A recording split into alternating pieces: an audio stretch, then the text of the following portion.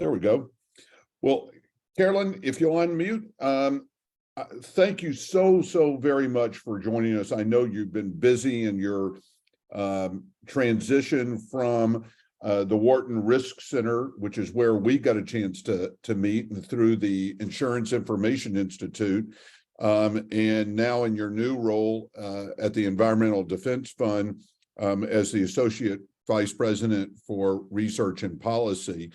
I'm going to admit in this public setting that I have been in awe of your work and all of the great things that you do to lead what we think is a really very important conversation about the role of insurance, reinsurance, and resilience and climate adaptation, which I know you're going to cover this morning. With the new book, I think this is probably the best timing I've ever seen on a book come out at a literally pivot within not just the insurance industry, the mortgage industry, the real estate development, but sad but true, as we've seen in Florida and other places across the country.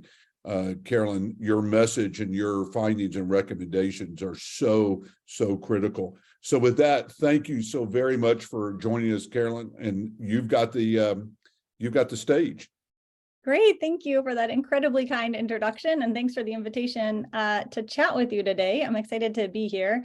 I'm going to follow up on something you just kind of mentioned in those introductory remarks. And I have some PowerPoint slides that I'd like to show folks about some really in the kind of last half of the book, some innovations that are happening in insurance that I think are worth highlighting and thinking through. But I wanted to actually take the kind of first 5 minutes to just provide some context, both for the book and for my remarks today. I think that many people, and maybe people listening are among this, feel that the world is getting riskier.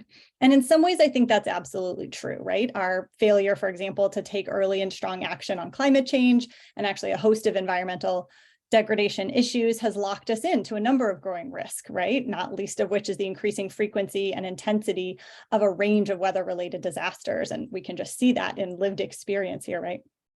In addition, we all now know too well from living through the pandemic that the interconnections in our societies and our economies can propagate threats around the world at surprising speed. And we're seeing, and we're going to need to see in order to meet decarbonization targets, rapid changes in technology and how those sort of impact and ripple into the economy. We are also seeing how a severe event can create cascades of impacts, and that as risks grow, so does the possibility of what scholars of disaster refer to as compound disasters, where we have to juggle multiple crises at the same time. And that's been thought about for years by those in disaster studies, but has also emerged recently as a concern on the global stage. So that's to say that I think that risk management is more important now than ever. And that's going to require integrated approaches, right? Across our risk assessment and identification and modeling, our risk reduction, investments in hazard mitigation and climate adaptation, our risk communication and education, and also risk transfer. So that latter piece I'm going to talk about today, and specifically about insurance. But I just wanted to say at the beginning that that's part of this bigger puzzle. And so we're going to pull it off for today's conversation, but I just want to recognize and highlight that it has to be just one piece of this sort of integrated approach to thinking about how to manage risks. So insurance, in the face of these risks, is becoming so important in order to secure our financial resilience to these repeated disaster events. Disasters are very much negative financial shocks. There are times when the costs mount, whether it's for a household or a business or a community, and there are times when income or revenues can decline simultaneously. And insurance is a necessary tool in the aftermath of that to cover all those costs and secure economic recovery, which is then foundational for other recovery. And other tools and sources of funding and financing are often insufficient or too delayed or not well matched to needs. So that's why insurance, I think, is such a critical part of the conversation. And that's probably why the topic of insurance has really been growing recently in public discourse. There's a lot more conversation about insurance, disaster insurance specifically, and new groups concerned and engaged on the topics around disaster insurance that didn't used to think much about risk transfer, right? So that's part of why I wrote the book, because I found that sort of with this growing interest on insurance, there were lots of people starting to care about it and want to learn about it, and also making important decisions about it, whether that's someone choosing to insure their home or a legislator passing a new bill that would impact, say, pricing or availability of disaster cover, but making these decisions without really understanding how insurance works. And insurance is different from other products, right? It's not like other things we buy. So I felt there was this need for an accessible overview of how it functions, the role it plays in our economy, who the players are, what the market dynamics are like, and so on. So I'm not going to talk more about that today, but I do hope that that was kind of one role and kind of the middle part of the book. Yep. In this growing discourse around insurance, though, I think you'll find and agree, or kind of what I see is that a lot of it is negative.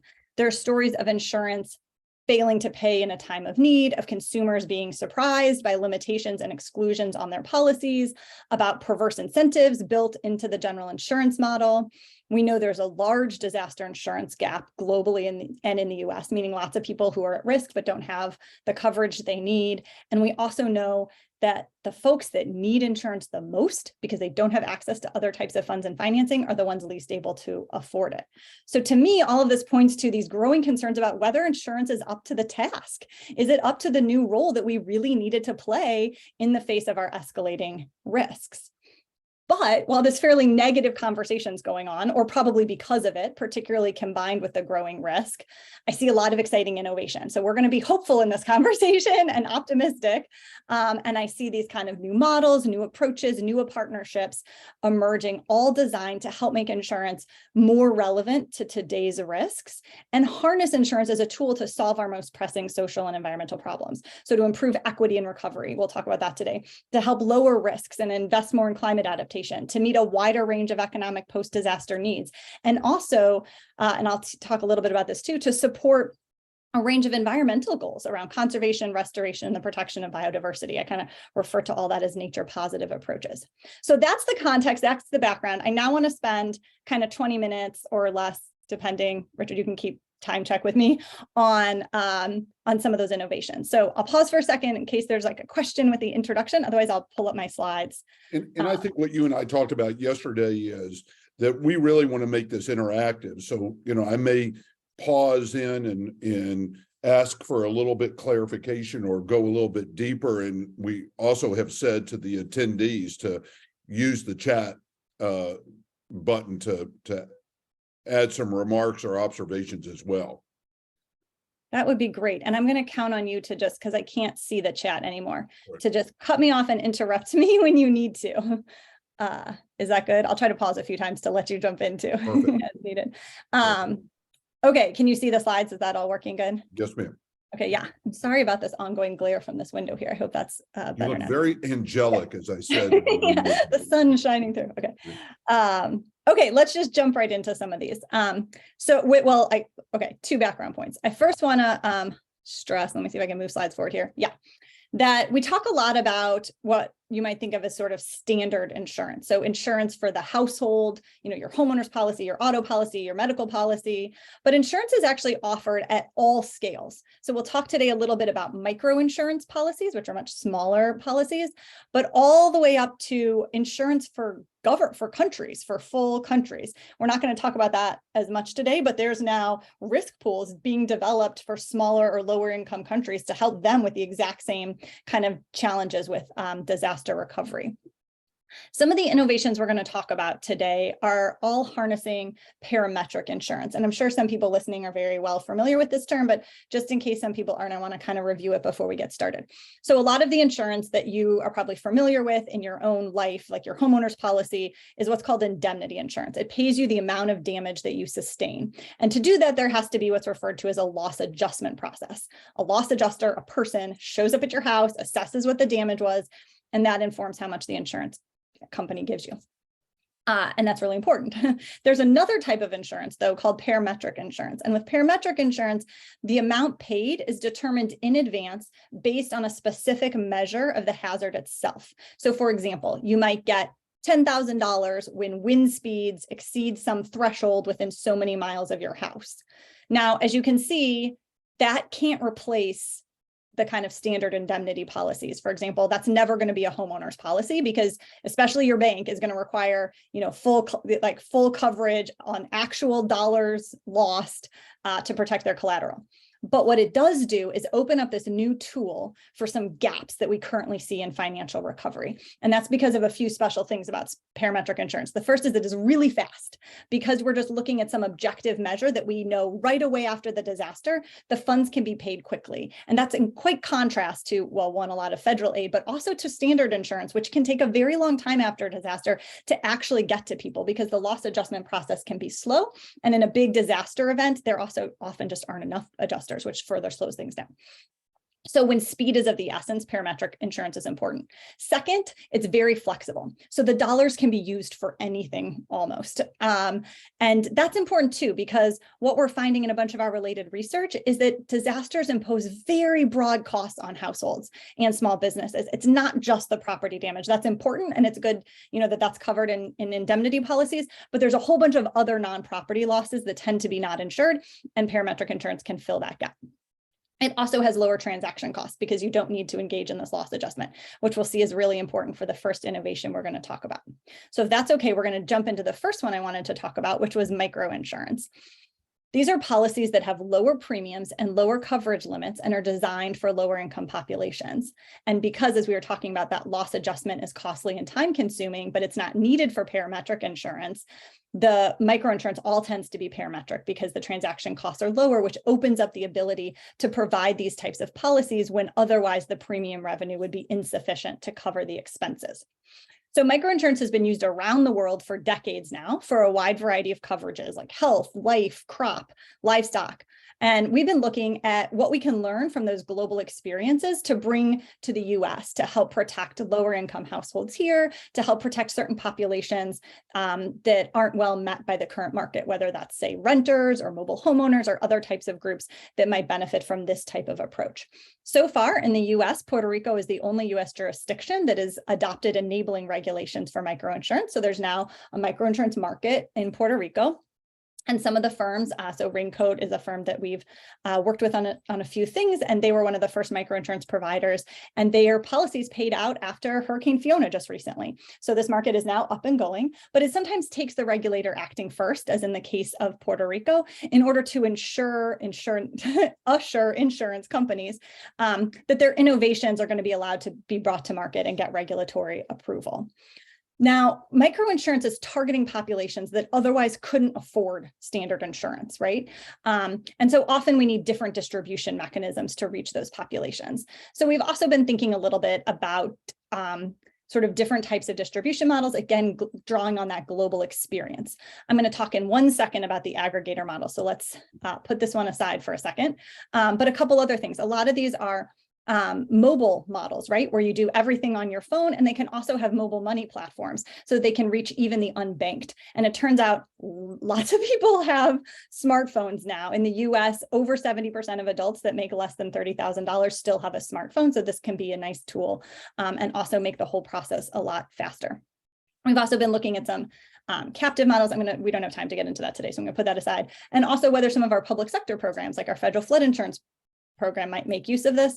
And then finally, also a lot of experience globally has shown that it's often easier to couple these types of insurance products to other programs or other products. It makes it easier to ensure widespread coverage among populations that need it. So for example, when you take out a small loan, it comes with a microinsurance policy, or it's tied to other government support, right? So other types of programs and social services that the government is providing would come coupled with this type of microinsurance. And that's what you're saying is that there really is this exploration of saying that individuals that are in this population of a protection gap, they're really looking at it, I hate to use the word holistically, but they are taking a look at it where this fits into addressing a profile of a lot of different challenges. Yeah, I think that's exactly right. And I think I also should have stressed too, right? Because this is, I think, an important theme through these few examples that are focused on sort of improving equity in recovery, which is sort of reaching populations that tend not to have enough disposable income to pay for insurance in the first place, that often there has to be public sector support. Right. And this is true globally too. Lots of these models are either partially or fully paid for by philanthropy or the public sector, when the populations you're trying to reach just simply don't have the disposable income to pay anything for insurance. And then there's another group, sort of if you're thinking about an income distribution, sort of higher up on the income distribution, who could afford something for the financial protection insurance provides, but not as much as like a full large indemnity policy. And so this is then an entry point that they can have some type of immediate recovery dollars. Got it. Thank you. Yeah, sure. So I wanted to now dig in on this kind of aggregator model and put it in the context of what is often referred to internationally as mesoscale insurance. And the basic idea here is that there's some entity sort of purchasing insurance on behalf of others. And so we've seen globally that's often sort of a type of portfolio or group insurance to what are referred to as risk aggregators. So for example, this might be a credit union that is actually sort of imposing a microinsurance policy or coupling that insurance policy to every loan that they issue, or making it available to anyone who has an account with them, that type of thing. So it's sort of like a middle, like sort of an intermediary institution between the actual individual and the insurer providing the coverage. That kind of a frame on that has been under discussion by lots of groups in the US, although, and I'm just putting up the cover of a report we did with MMC on this, although so far, not a lot of actual implementation because there's a lot of institutional hurdles here, but thinking about whether communities, whether that's a local government or whether that's an NGO or something like a levy district, could actually purchase sort of base level disaster insurance on behalf of all members of the community. And a lot of these models are actually getting to maybe a point we should have led with somewhere, which is like, it's really hard to, so we have really good research that insurance is critical to recovery. It improves recovery because of these sort of inadequacies in other sources. And so people with insurance tend to recover better and faster, rebuild sooner. We also know that nobody buys insurance, and there's a number of reasons for that. Insurance, first of all, it's like not a fun thing to buy. Who wants to buy something you never have to use? We know we have behavioral biases that make us sort of not super good at thinking about risk. We're overly optimistic. Nobody likes to think about bad things when the sun's shining. So these types of aggregator models can help like sort of secure financial resilience without having to go household by household and convince people. Okay. What I wanted to now turn to was just to say a few words on this pilot that I've been involved with some partners here. All these partners on the screen you see here, trying to get one of these aggregator models to work in New York City. And so let me just say like a few slides about that, and then we'll turn to just a couple more models, then we can open it up for questions. So this is a project that was funded, I should say, by the National Science Foundation through this new award program called Civic Innovations that they have. And the goal of our project is to improve the post-flood financial resilience of low and moderate income residents of New York City to the increasing risk of rainfall-related flooding. So we're trying to harness sort of new risk transfer mechanisms to kind of improve equity in recovery. But what we quickly learned was that there are many challenges with financial recovery, and different populations struggle with sort of different specific post-disaster needs.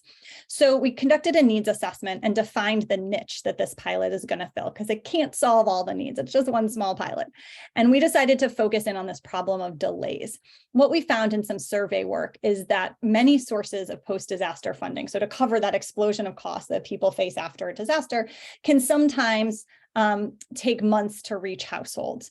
And while a more affluent family can use their savings or credit to cover that gap in waiting for the other sources of funding without, any really real negative impacts on the household, for lower income households, that delay can create serious financial hardship. So we saw in some of our survey work that families might fall behind on bills or their mortgage. They might be forced to reduce spending on other important categories like healthcare, and that can create sort of short and long-term costs for the household. We've also seen that some challenges, if you don't have money right away to address, can actually dramatically increase costs, right? So if you can't remediate mold right away, the mold keeps going and it gets worse and more expensive, and also creates public, health impacts for those in the household. So there are some things that also just require getting dollars really quickly.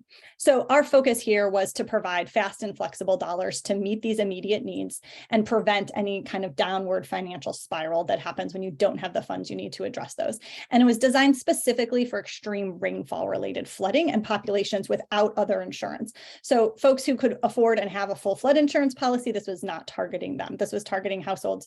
A lot of them from rainfall flooding are not in the mandatory purchase requirement for the flood insurance program at all, don't realize they're at risk. The city has identified this extreme rainfall related flooding as a really important gap from some severe events they had back to back a year ago, because unlike in some of their more coastal areas, those residents often have no coverage and aren't prepared for these floods. And also we're targeting households that might not be able to purchase a full policy. So that's the target. So the design of the pilot is that our partner NGO, the Center for New York City Neighborhoods, is acting in that aggregator role I was talking about. So they are the ones purchasing the parametric insurance from the private sector, and they're the holder of the policy. When they get those funds, they use those funds then to make emergency cash grants to lower income households in need. So, and those needs are, like we were talking about before, could be broad. It could be mold remediation. It could be because I had to divert income to do these repairs on my house, I don't have money to pay my utility bill this month, whatever it is. It could be more commuting costs, and that they have on the ground housing advisors who can work with households on identifying those needs and using the grant funds that way. How we'll target, and this is probably for an offline conversation if anyone's interested, but there's not a lot of parametric products out there that are around rainfall related flooding.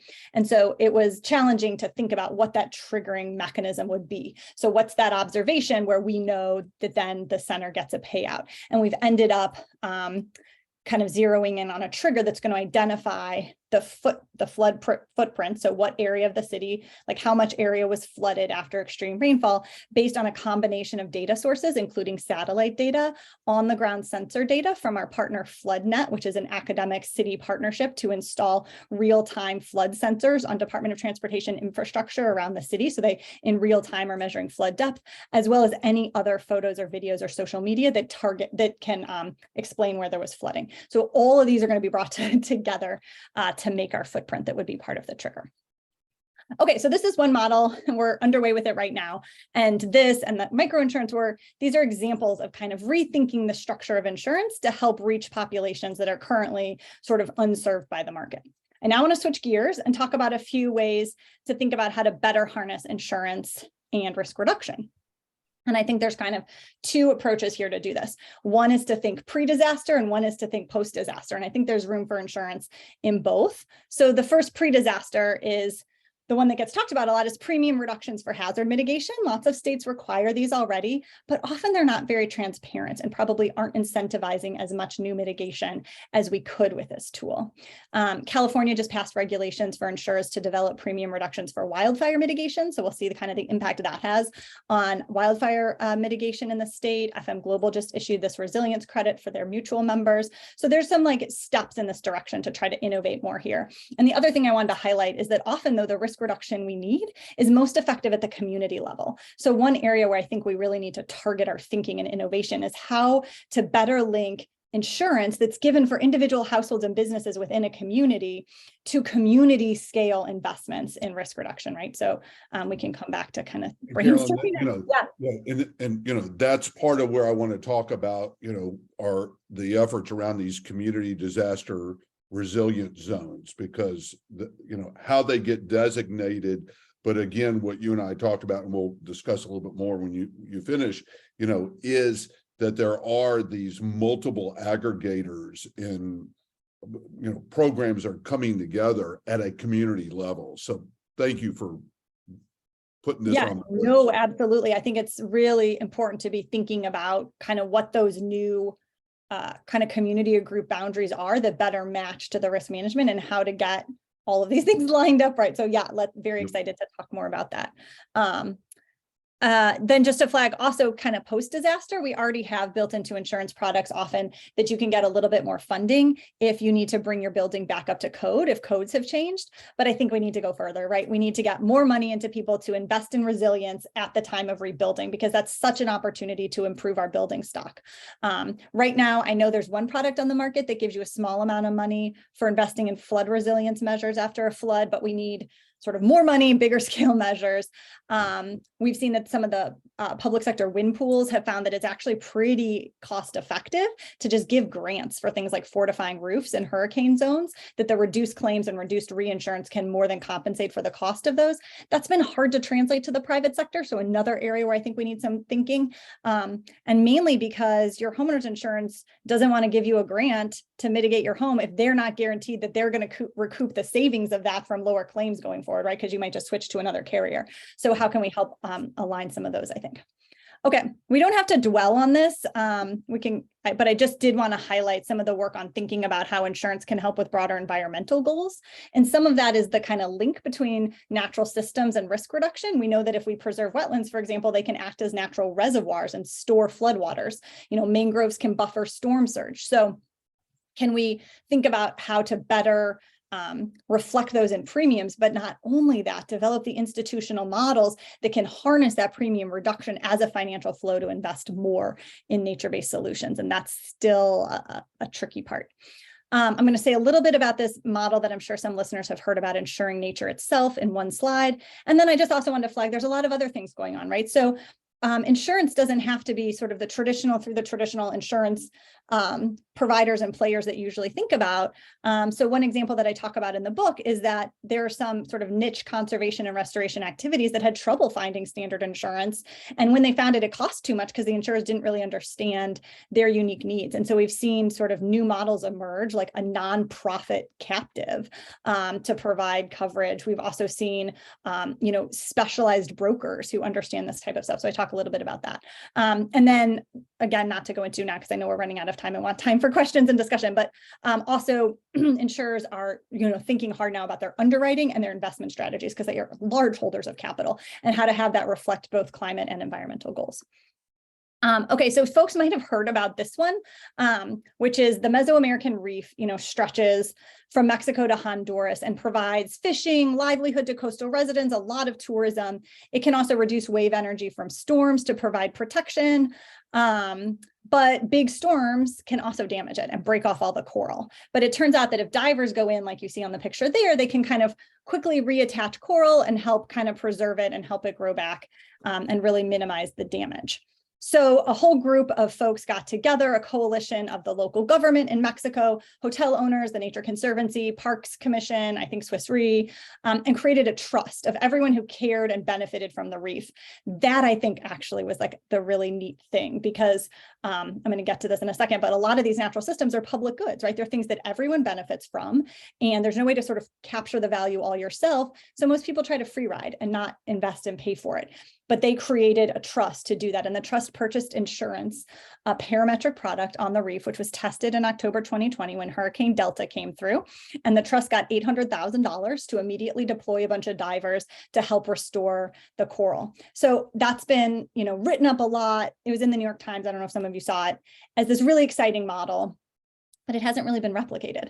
And I think there's a number of reasons why, right? So the first is that challenge where what I think was really neat was creating that institution that brought all these beneficiaries together in the first place. And that those types of institutions just don't exist everywhere. And actually, to come back to this point about those districts, maybe that's another role for the sort of resilience districts.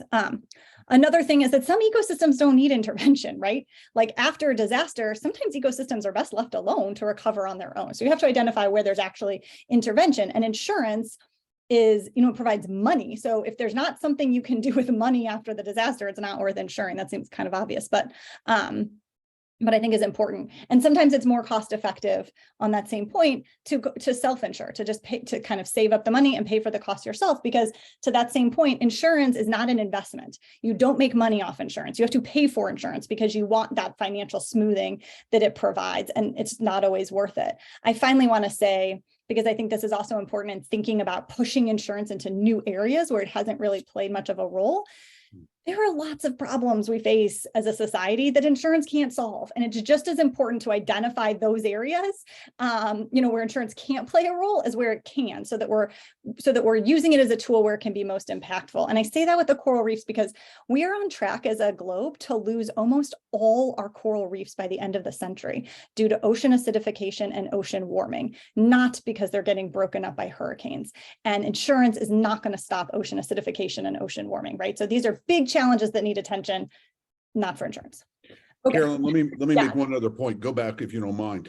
One of the outcomes, so a lot of the work that's underway in Puerto Rico, which I give credit that, they studied this model and they are really all in around, the coastline and a little bit further out around Puerto Rico, is that working with NOAA, the National Weather Service, and others, the more the coral is brought back to life, they're actually seeing a temperature reduction, which means that the energy available for catastrophic hurricanes or tropical storms being converted actually is beginning to get measured, which I thought, wow. Interesting. You get the tourism, the hotels saying, if we don't have this, we don't have a livelihood. You've got the fishermen, all of those pieces. But there really is a technical scientific pattern underway that they are now measuring, a temperature reduction that will potentially have an influence on de-strengthening these storms. And I think once you start getting some measures like that, you're going to see an increasing utilization here. Yeah, no, that's fascinating. I had not heard about that temperature link at all. That's interesting. And maybe it actually leads into the very last slide, and then we can open up for some more back and forth, which was sort of thinking about this role that insurance can play in being preventative and really changing the model on its head, right? So insurance is designed to pay for the damages of a disaster. What if we thought about it as financing to actually prevent the damages in the first place, right? And there's a whole sort of other kind of insurance-based idea about, forecast-based financing that's very related to this. The example that I think suggests how this could work best is the Kenya Livestock Insurance Program. That was designed to prevent the negative impacts in terms of livestock death from drought. And it's an operation in Kenya and Ethiopia. And they use satellite data to detect the onset of drought. And then they can kind of make payments so that pastoralists can use the funds to get extra feed for their livestock. So instead of paying pastoralists when their livestock die, they pay them ahead of time to supplement their feed so that they don't die in the first place, right? Which is a lot better outcome for everyone. And then you'll note, though, that also is a nice, for that to work, you have to have that linked into this broader risk management where the feed and water and everything is going to be available for them to purchase, right?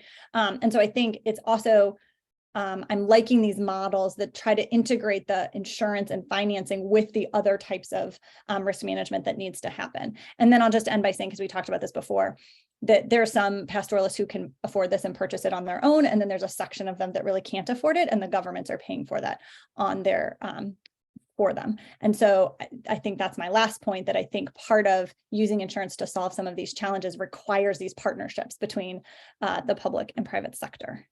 So that's all I had. Sorry if I went over. Nope. Let me stop now and we can, yeah. And again, I encourage those of you, who have some questions and some thoughts, to post them in the chat area. Let me make sure I'm not missing anything. If you'll put them in the chat area, that'd be great. Carolyn, I always love listening to you because it raises so many different thoughts and ideas. I'm going to actually play off of some of the work that you did at Wharton, that your team at Wharton did. We talked about this yesterday, but it's on that last slide. Okay. So in y'all's work, sorry, that's Texan, y'all. I can go back to my East Coast accent. No, that's fine. That's fine. Okay.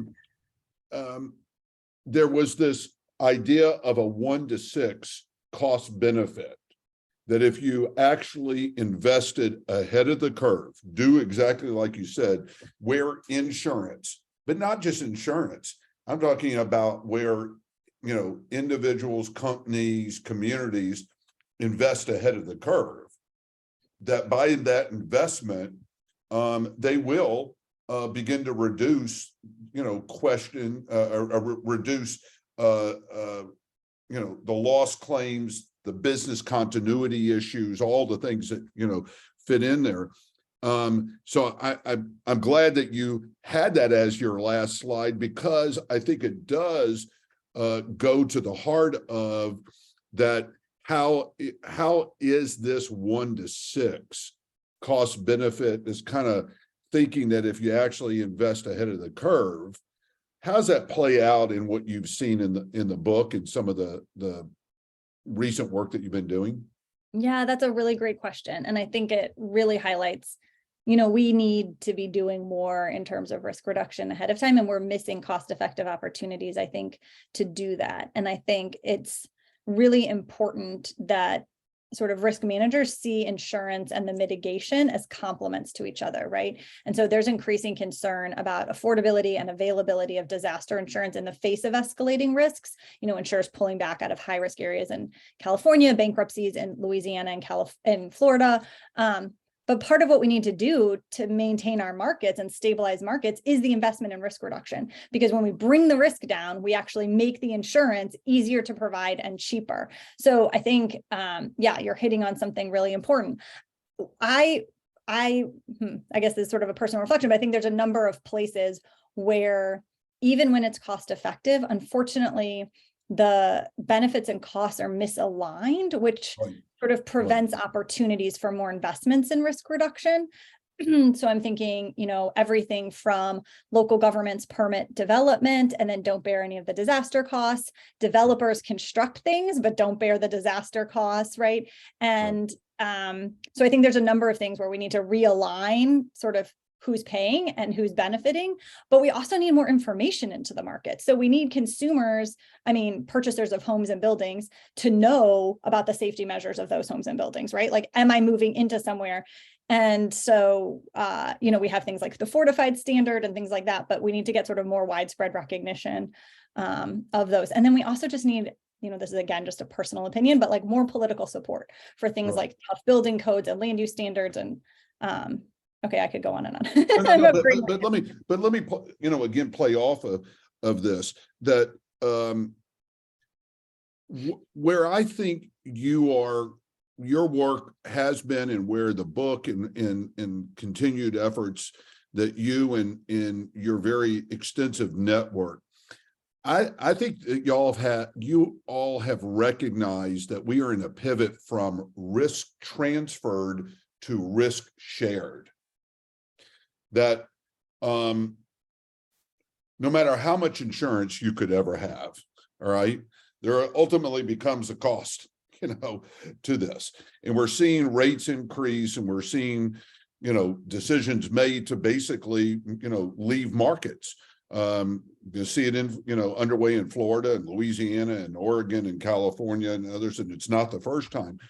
But my sense is that what you've touched on in the book is that there are these innovations that are emerging that essentially say that insurance is not the only source of mitigating risk. It's not the only financial elements of it.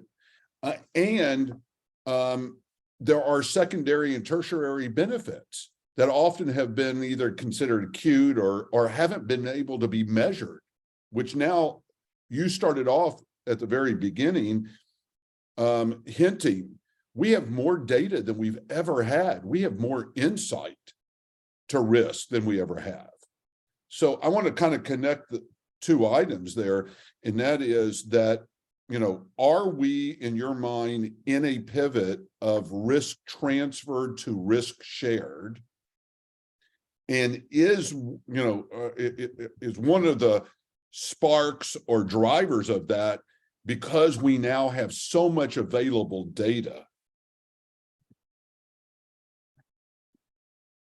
I was taking some notes because you sparked like a number of ideas in my head, and I'm not sure where to start. I think that's really interesting. And I think that, that's right. So a couple of things. One thing that comes to mind is that I think we're also seeing this proliferation of ways, to your point, of sharing or transferring risk that don't have to be the standard way when our standard markets aren't able to do it. And so that's a number of things. That's like things like captives, where you create insurance that's completely member owned and only provided to the members, to different types of risk pooling mechanisms.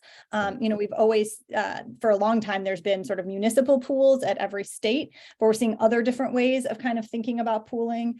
We're also seeing lots of conversations, as you well know, about sort of how these disaster costs are shared among the people, at risk, local governments, state governments, and the feds, and where they're coming in. And right now, I think there's sort of increasing concern that the way that we're sort of financing all of this is not really sustainable in the long run, Yeah. which gets back to your first point about needing more of the risk reduction, right?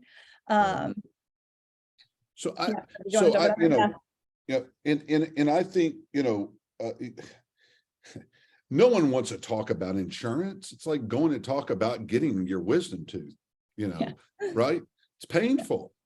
But I think my sense, and those, who are listening in, maybe we're all just a bunch of nerds that we are interested in talking about insurance. I think what we're really interested in is talking about risk and how these risks play out for my family, for my neighborhood, for my community, for my small business, for my employer, and like you also said, if we just had a hurricane every once in a while or some, catastrophic event, Carolyn, it'd be one thing, but, God love it. You take a look at the past 5 to 7 years. I mean, hurricanes, floods, fires, people have heard me say this, COVID, Storm Uri, eventually somebody's going to create a captive for biblical proportions of frogs and locusts. Okay.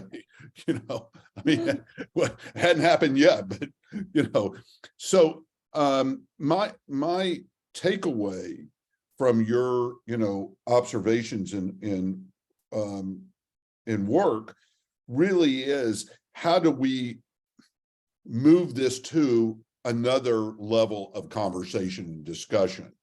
And it really is not about insurance, because there's a lot of capital to be formed, like you said.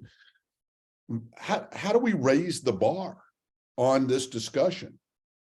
Or is it going to be raised for us because we're all going to wake up and look at our premiums and go, oh my God, Well, I think there's something to that, right? I mean, when insurance starts being so high that it's impacting housing markets and mortgage markets, as we're, becoming increasingly concerned about in Florida, for example, it does make it an issue. But I think you're also speaking to a bigger problem about how we can center risk management conversations before the bad things happen, right? And that's just been hard for a long time. And I think it's part of, people's psychology, unfortunately, on how to do that. But, all far too often, people discover how important insurance is afterwards, when it's insufficient and they want it to be there to rebuild, and they realize their policy had sublimits and exclusions and deductibles that they hadn't paid any attention to, and now it's too late, right? You can't buy insurance after the bad things happened. And it's similarly with a lot of the mitigation measures, right? And so I do think there's a need to figure out, sort of as a community focused on these topics, how we can sort of get them center stage for public policy decisions that need to be made ahead of time. And I think some answers, I think, revolve around, actually, I think it's going to be a very uphill battle if we think the answer to that is educating every single person and decision maker about disaster risk and making them think about it all the time. Because there's just lots of people who aren't nerds like us, who want to think about disaster insurance all the time. And so how do we actually make it all simpler for them? And so let me just give you one example. In other countries, so one problem that I see at a household level is that lots of disasters are excluded from your homeowner's policy. No flood, no earthquake. Lots of specific types of impacts are excluded, like no mold, or, you have sublimits. Like if it's a burst pipe, you only get a few $1,000s. If it's hail on your roof, there's a cap on that. And so policies are not that comprehensive. And so to fill in and get comprehensive financial protection, you have to buy all these other policies or add-ons. One, that gets confusing. Two, that gets expensive. What we've seen in other countries is an approach where the government mandates that your standard homeowners policy have baseline coverage for all disasters, right? And baseline coverage things so that you're not going to be excluded out or have some sublimit that's buried in the fine print. The trick then, and so everybody gets that easy on the consumer. You don't need to get the consumer to be reading fine print in their insurance policy. I think that's a win. The problem, though, right, is that type of comprehensive coverage could bankrupt insurance companies. That's why they don't want to be offering these disasters in the first place. They don't want flood in there. They don't want earthquake in there. So how do you get around that? And the way they get around that is they provide a federal backstop to the insurance companies to protect them against insolvency. And so it's sort of like a trade-off. We'll protect you from insolvency if you give this comprehensive coverage to consumers. And I put that out there not necessarily to say that's a way the US should go, although it might be worth thinking about, but more that there are different ways of doing this, right? And so part of what I was hoping to do in the book is to just say, there's lots of people thinking creatively now about different ways. We don't have to keep doing it the old way if the old way is not working all the time. Correct. God, you and I need like 6 hours, and we'll just break this up into 30-minute chunks. So We'll just stay here on Zoom and like you talking and everything else. Just let people come and go as they want, go get breakfast, lunch. But, Carolyn, I go back to my very, very, very first set of inquiries. And you may or may not recall me even sending this email to you, which I hope you don't. But when I started down this path, 5 years ago, and I had gone up to talk with Mike McCall, the chairman of Homeland Security, about FEMA and why does FEMA keep on writing checks to people to build exactly what they had before. And then I go over and talk to our mutual friends at the Insurance Information Institute, where you're a non-resident fellow. And that's how we come. My simple brain was, I have car insurance with Geico. Cost me $3,500 when I purchased the car to get anti-lock brakes, a rear view camera, and one of these new alert systems. But when I called Geico up and they asked me, Mr. Sion, do you have anti-lock brakes, a rear view camera, and one of these new alert systems? I go, Carolyn, matter of fact, I do. Why? Discount, discount, discount, right? So they're not writing the check to the auto dealer, all right? And they're not really writing a check back to me. They're basically offsetting the cost that I had to make that investment, because there's a twofold mutual benefit. One is, assuming that I have that in there and it works properly, it's going to supposedly reduce, right, a future loss claim. But it also gives me confidence as the asset owner that the car is going to operate more efficiently and effectively and hopefully longer value, right? So that's a mutual benefit. So Albert Slapp wrote in the Q&A here, back to something that you raised earlier. FM Global seems to be one of the first ones to step out on this. And we've been talking with the property casualty folks that there probably needs to be a pivot here that says we will incentivize the asset owner that we're covering to make a certain amount of investment ahead of the curve. And whether it's incentivize, reward, whatever you want to call it, is that something that, you just described, how other countries are doing that. Is that how you think this may unfold? And that is that some of these insurers and reinsurers are going to see, how the auto insurance, which has really been an innovator for 100 years, see this play out in the property casualty and the business continuity world? Such an important topic. Great questions. And so a few thoughts. I think there's 3 kind of challenges we need to address to kind of leverage this more. But first, I want to say I'm glad you brought up auto as an example, because it's also my understanding. I don't know too much about this. You might know more, but I think that the insurance sector was really instrumental in also a lot of safety legislation, like seatbelt laws and requirements on how cars are made. And I feel like we need that political voice from the insurance sector more now too, around resilience and, building investments, and that they could play sort of a political voice role here too. So I just wanted to flag that. But it's in terms of linking the insurance to the household investments, I think there's a few things. One is, and I'm not an expert on the FM Global model, so I don't want to try to talk too much detail that I don't know. But one thing that I think is true is that, they're dealing with larger commercial clients, right? And I think that there's a lot more room to have this very targeted, personalized assessment of risk and risk recommendations that then pays back for itself in terms of lower future losses, lower insurance premiums, lower claims for the company going forward. And I think what's missing is a way to scale that down to a household level and make it cost effective to provide more personalized recommendations for households. Because I think a challenge for households is, what specifically do I need to do? Yep. Who do I call to do it?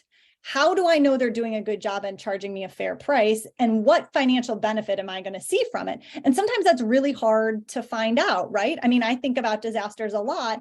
And, when we first moved in and we're looking at the roof and whether it needed to be replaced, I couldn't find really good information on, is is a fortified roof total overkill in Philadelphia? Is that crazy? Or is that a good investment? And who actually could do that and tell me about, right? Like there's often these information gaps that I think that we need to fill.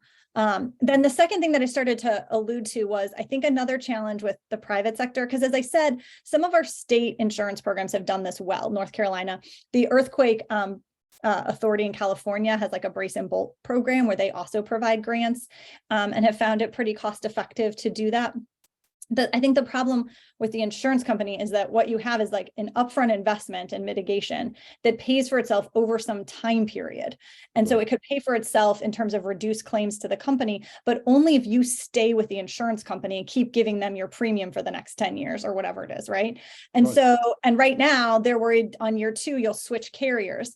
But I also don't think they want to lock you in for 10 years. We've not seen a lot of interest in multi-year policies from the insurance company because that annual flexibility is what allows them to react to changing risk, and maybe in ways that from a societal perspective we don't think are necessarily helpful, but you know what I'm saying. So I think we're still kind of figuring out that one, right? And then the third one is, I think, transparency up front, right? So that when there's only certain points when you're making big investments in your home in terms of risk mitigation, right? Like maybe right when you're moving in, or you're kind of demanding changes when you're about to buy it, or when you're building or rebuilding after a disaster.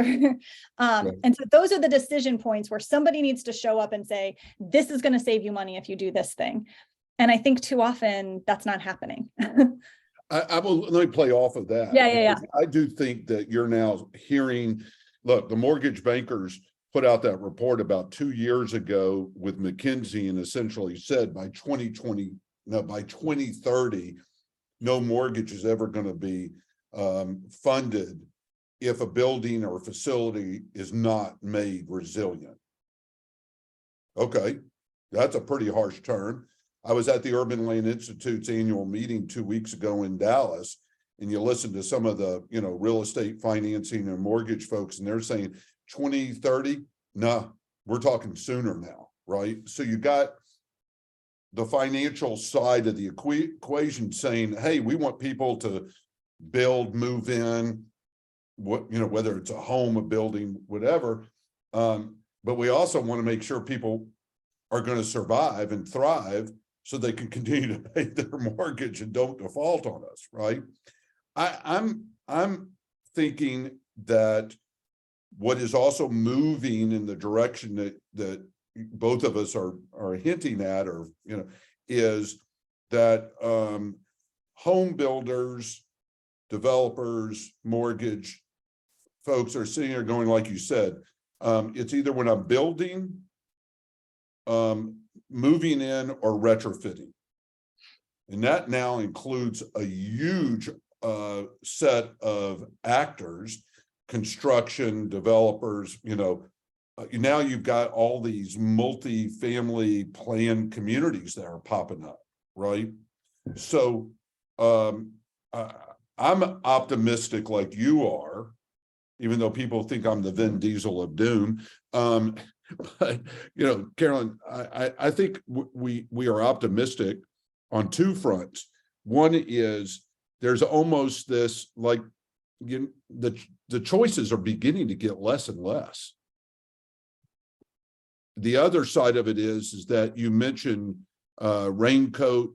There's a lot of new insurance companies being formed, a lot of entrepreneurial, innovative companies being formed, and some of them are being driven by, managed by, or invested by previous senior leadership of insurance and reinsurance companies. I think sorry, keep going. No. So your sense of innovation really is, I think, an underpinning of the book as well. Yeah, I think that's absolutely right. And I think we're seeing lots of new models starting to be tested. And we're seeing these new startup companies, which is really great. I think we also need a lot more pilots where sectors are working together to test these things out and learn from them, like which models are actually which effective in which times and which contexts. So I think that's important. But I also want to circle back to something you were leading with that I also think is worth highlighting, which is that, and this is kind of linking insurance into the climate impacts conversation. Because I think, so I'm an economist, and economists often think of insurance as being able to provide this kind of financial signal and incentive about climate adaptation that I think is actually a little bit of a misunderstanding about insurance, because the pricing is only for 1 year. So like our price signal when we purchase insurance is only about this year's risk. And so it's not helping us think about what types of investments are needed or are cost effective if risk is going up over time and it's not stable year to year, right? But you brought up the finance and mortgage industry. And I think that's an interesting lever there, right? Because when you're writing a mortgage, maybe it's for 30 years. So they're thinking longer term. They're not thinking annual anymore. Right. Yeah. Yeah. And look, I think that is become one of the things that has been very, very much a challenge. And that is the ability for folks to look at longer term. I mean, we saw this as, without going down this path, but you as an economist know this, when we start talking about shareholders and shareholder values, that's great. But the problem is that's on a quarterly basis, an annual basis. And the reality is that a lot of the rest of the world thinks on, 100 years or centuries, right? So I do think that where, Carolyn, this is beginning to, evolve. And I know that our good friend Paul Robinson with RISE in Norfolk, Virginia, who has a great grand challenge, out on the street, is probably listening intently to this, because that's a part of what I think all of us are trying to look at is how do we strengthen what needs to happen as a pivot. And Carolyn, I want to pause for the moment, give an update on what we're doing that aligns with your comments. And I'm still looking for individuals who may have questions along the way, but can I, being mindful a little bit of time, can I jump in to share a couple of updates of where we are? Please do. Okay. So let me make sure I do this right. All right.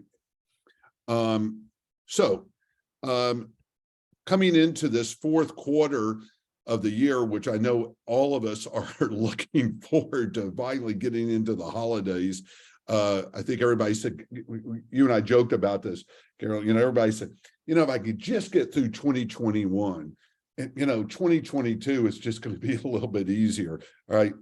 No, it's not. So playing off of the work that Carolyn and others have done, one of the causes and sparks to us forming the Innovation Hub and some other things that you'll see here has really come down to the economics. When you've lost trillions of dollars like this, you just can't sustain the model anymore. It's just not going to work. Even if you increase, premiums or leave markets, that's not a model. FEMA knows that, Congress knows that, business leaders like we've talked about. And then you really take a look at what Carolyn mentioned, and that is just these repetitive losses. And now, Carolyn, you see this chart, and at some point I'm going to have to call you and have you help me, this kid that's got a government English degree. But, when you start talking about the cost of these disasters, and not just the damage costs, but the trailing secondary and tertiary cost. This is, I think it's got a lot of folks' attention now. All right. But Carolyn, one of the things we didn't talk about, we talked about natural disasters. All right. And I had to add to our thinking that during all of these natural disasters, we keep on hearing these reports of cyber attacks. So now the fastest growing insurance coverage area globally are cyber attacks. And we're not talking, if you take a look at the purple diamond, there's one that says data fraud and theft, and another one talks about cyber attacks. No, Carolyn, this isn't about, me stealing, your patient records for 20 years, and then you sending me 2 Bitcoins and I'll send you the lock. It's this kind of threat, right? So we announced about a month ago in Austin with the Austin Chamber, Austin, Texas Chamber, First Cybersecurity, a partnership and collaboration with an organization called Building Cybersecurity, which is made up of 300 government and private sector. And the focus, Carolyn, here is this operational risk, ways that people are already turning on and turning off. And a lot of this is occurring during other natural disasters. So I'm over here focusing on recovery, and somebody is doing something else over here. These are now converging in a big way. All right. So I wanted to share a little bit of what we've been working on, Carolyn, that leverages, you know, your brain power and others, because again, you've been kind of a spark to a lot of this, whether you realized it or not. This is a busy slide, but I'll just explain that we have now put in place the three elements that we wanted to establish: the innovation hub, which is this ecosystem throughout the country, and now increasingly encouraged to look globally: Denmark, the Netherlands, New Zealand, and all. All right, I'm gonna skip for a moment. Some of you may be aware that we also formed the ROAR partnership, which is the commercial entity to focus on really getting into the market and start doing implementation at a project scale. The middleware piece that we have put together and will be making further outreach and announcements is around this Resilience Venture Lab. And Carolyn, to the point of that, you've got technology, equipment, and data tools on one hand, but you need projects. And one of the areas of the Resilience Venture Lab is not just about the technology, products, and services. It's about creating these new financial instruments, right? So all of this is now this belief that if we could create a new resilience model, it ultimately would lead to a new standard for future-proofing America, which, Carolyn, is something that you've talked about, and about, you know, building standards and all. I appreciate LEED certification. I think it's a wonderful example, but right now, what we do not have in the United States is any way of both codifying and measuring whether our communities, our facilities, our homes are future-proofed. So that is like that. Sorry, just to jump in, I like that. And I really like how you said it's for thriving, not just surviving. Correct. Because again, I, you know, jokingly have said to you, we can build the moat deep and wide with all the alligators you possibly want. But if the people inside the fort are not thriving, it doesn't make a damn bit of difference. Right. So this is the part that, Carolyn, you know, we look forward to continuing to work with you and others on, is really changing the delta around risk mitigation, really changing this, because I think that's what this is about. All right. We know the data on the previous losses. We know that the insurance companies, which we're not pressing because it's proprietary, but there's enough that's been shared that tells us where this, you know, where these, persistent losses are occurring. All right.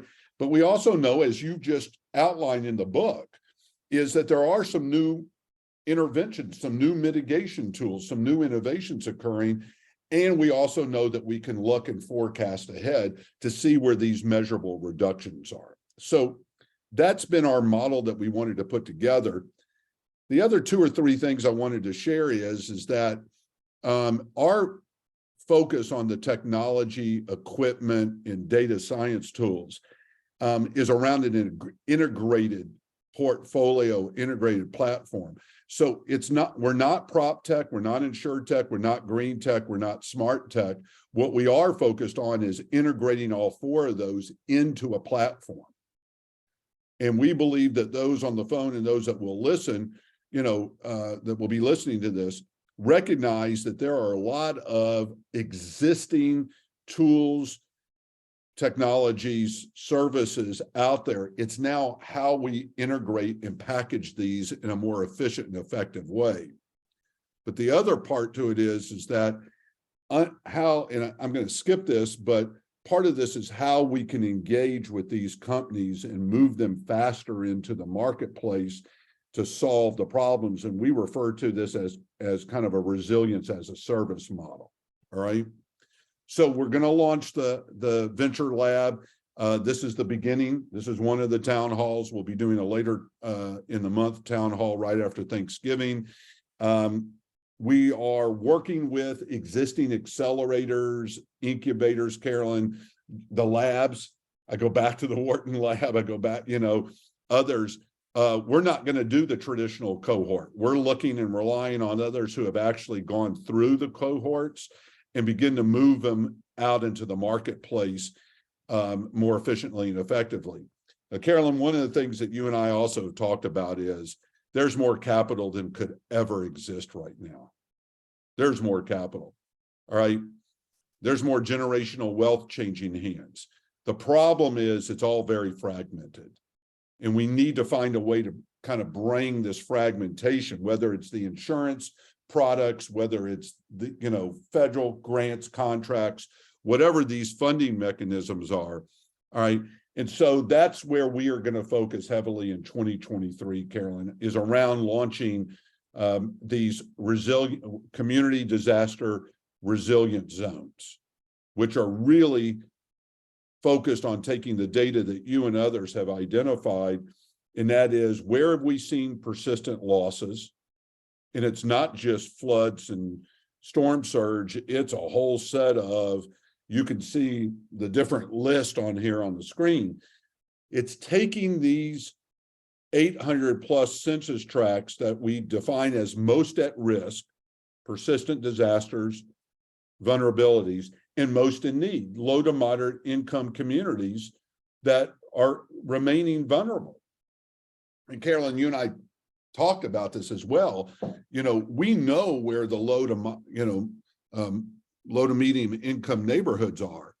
But one of the facts about the protection gap is you've got places like Stamford, Connecticut, and Palo Alto, California, where first responders, teachers, they can't live in some of these places. So we've seen this adjustment around low to moderate income, but we're really, focused on underserved, disenfranchised populations that need to be part of and already are parts of our economy.